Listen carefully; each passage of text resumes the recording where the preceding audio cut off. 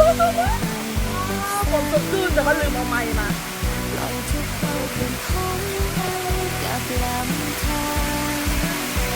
ปล่อยให้ชีวิตได้พักผ่อนทำใจสบายปล่อยให้ใจมันไม่อ่อนล้าให้ทนเดียวปล่อยให้วันที่กับคุณหัวใจเข้ามาได้ที่เย็นเลยเย็นมากเลยนะ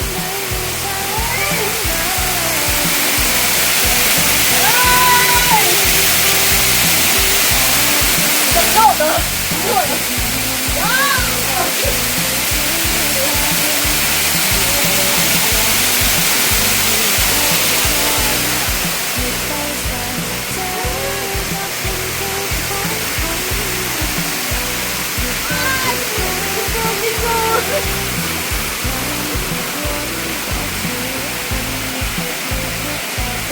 น้ำมันเย็นๆโอ้โดดหัว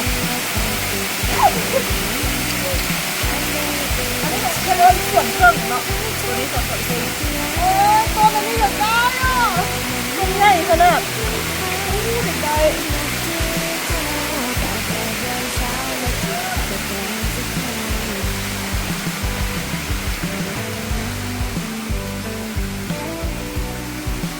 งานเพลง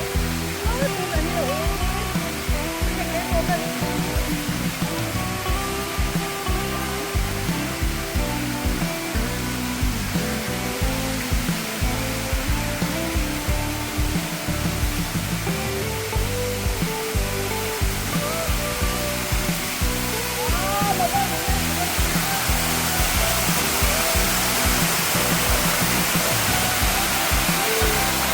ลูกขาย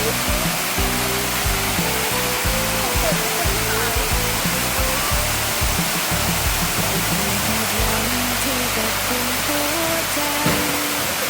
มันเดินไปสิ่งไหนไม่ใช่ของเราปล่อยความผูกพันที่มันคอยวิ่งตามเป็นเงาความสุขนั้นยังอยู่ที่เราใช่อยู่ที่